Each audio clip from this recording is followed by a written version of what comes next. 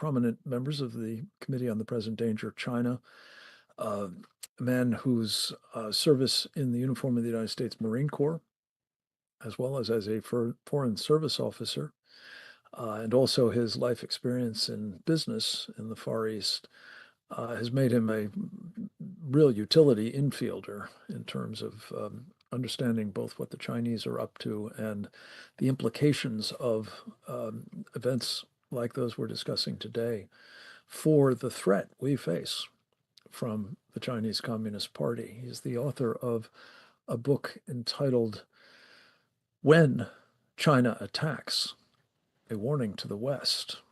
He is also associated with the Center for Security Policy as a senior fellow there, and is a prominent fixture now, I think, in both my own program, Securing America, but also so many others, because of his expertise in all of these areas.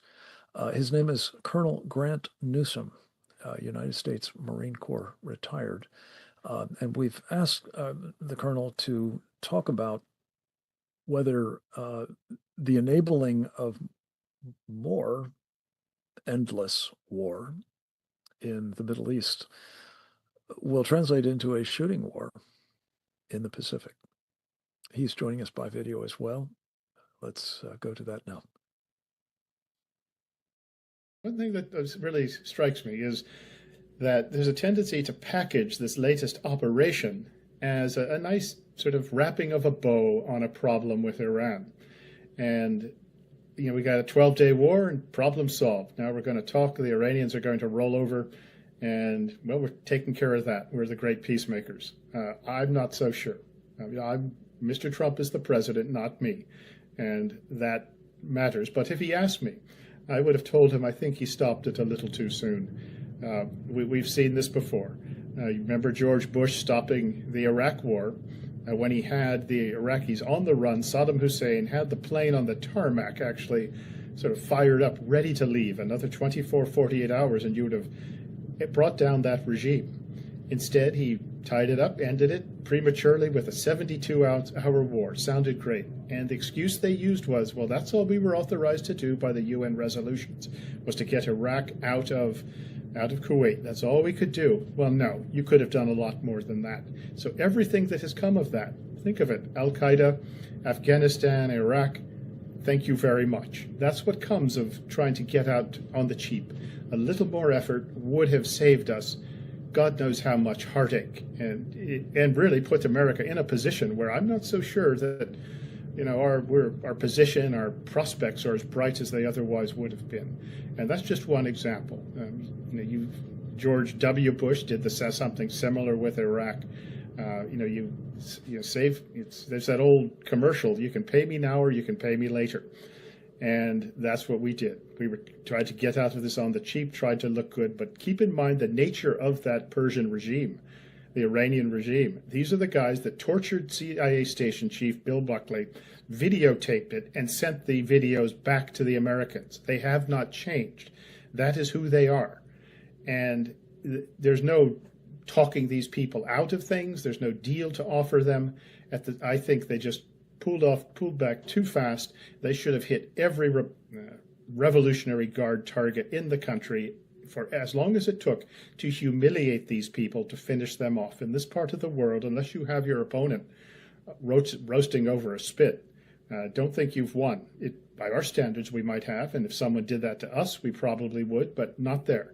So what I'm afraid we're going to see is the Iranians dig in their heels, maybe say a few things that sound good, keep us on the hook, and then after some period of time of this sort of stalemate, that they're going to say, look, the Americans did everything to us, and the Israelis too. They hit us this hard, they blew us up, and look, we're still here. We're still in power. And that is going to resonate, unfortunately, in the region and beyond. So, but once again, President Trump is the president, and I don't have access to the information he has. But there is some empirical evidence of how things work in this region, of how we have done things in the past, and you can kind of extrapolate from there. So I hope we didn't end it too soon. But if we get sucked into more endless wars, or really any wars in the Middle East, it's going to make conflict in the Asia Pacific more likely.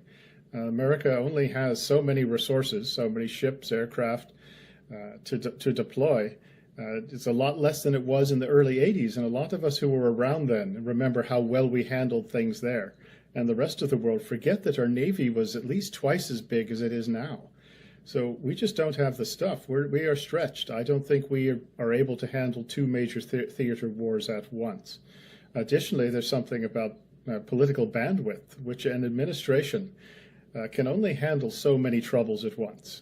It's just the reality. You'd think they'd be able to just deploy people as necessary and get things organized, but they really can't. One big fight somewhere seems to be enough to sort of just distract an administration and make them unable to respond to anything else. And you saw this actually earlier during the GWAT, the Global War on Terrorism, when from 2000 onward, Asia got no attention, almost none.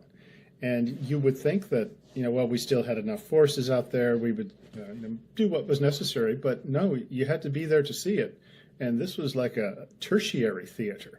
Out in Asia, nobody cared. Nobody even wanted to pay attention to it, except a few dedicated people who knew what was coming and tried to do something about it. So if we get stuck into a fight in the Middle East, I think it does make a shooting war more likely in Asia, because China can do the math as well as anyone. And they know, well, the PLA has this many ships, and we have this many missiles, and we can hit these areas. And America has what? Well, not as much as us. And then they look at America's allies and they see, well, they don't have a whole lot either, and they're not able to operate them in coordination with the Americans. So we like our odds, particularly if we choose our targets and move accordingly. China's objectives in the Asia Pacific have not changed one bit based on what's happened in the last few weeks in the Middle East. They still fully intend to take Taiwan. They intend to dominate the Western Pacific. They intend to push the Americans out of Asia, out of the Pacific, all the way back to the mainland. If they're feeling magnanimous, they might let us stick around in Hawaii a bit. But that's their objective, and that has not changed. And you're seeing, actually, and this is something that I've heard mentioned recently, is that, well, because of China's economic problems, their military capabilities are lagging as well. But if you look at this over the years, China has always devoted resources to the PLA, far beyond whatever the civilian population or civilian sector gets. Always do that, even when the economy is bad. So the PLA has all the money it needs to say, buy Australian iron ore, to make steel, to build a navy. And you look at their navy, what has recently conducted carrier operations out in the Pacific, as farther east than they've ever gone. And I think they went through U.S. territory, actually, went through the EEZ of Northern Marianas. And that is U.S. territory. They were in Japanese territory as well, really thumbing their nose at everyone. And to conduct these operations shows a level of advancement that one should not discount. And that trend line has continued for the Chinese. So their objectives are the same, and they will apply the resources. And if they see the equation as being in their favor, particularly if America gets dragged into wars in the Middle East, and I'm not saying that America should pull out and just ignore the territory, that area, and leave it to the Europeans, which would be the same as leaving it to nobody. But rather we have to make sure that we've either got the resources or we deploy them accordingly. It would be nice if we were to pressure the Chinese economically so that even if they wanted to, they wouldn't have much to prioritize for the military. And keep in mind that China's still a country where 600 million people at least live on $5 a day. Most of them don't have flush toilets, or an awful lot of them don't. There are some who do. And that gives you some sense that when it comes to guns or butter with the Chinese, it's always guns. So Asia Pacific is, I would say, no less or no more dangerous than it's ever been. But if we do get sucked into a fight, then you can stand by and expect to see some sort of a move in the Asia Pacific, particularly against Taiwan, Japan, the Philippines as well. Colonel Newsom, an extraordinarily sobering depiction of the problem, both in the Middle East and in the East Asia theater. And you've tied brilliantly together the two. And we appreciate that extraordinarily. We're going to conclude the program with a final presentation by another of our great contributors to the work of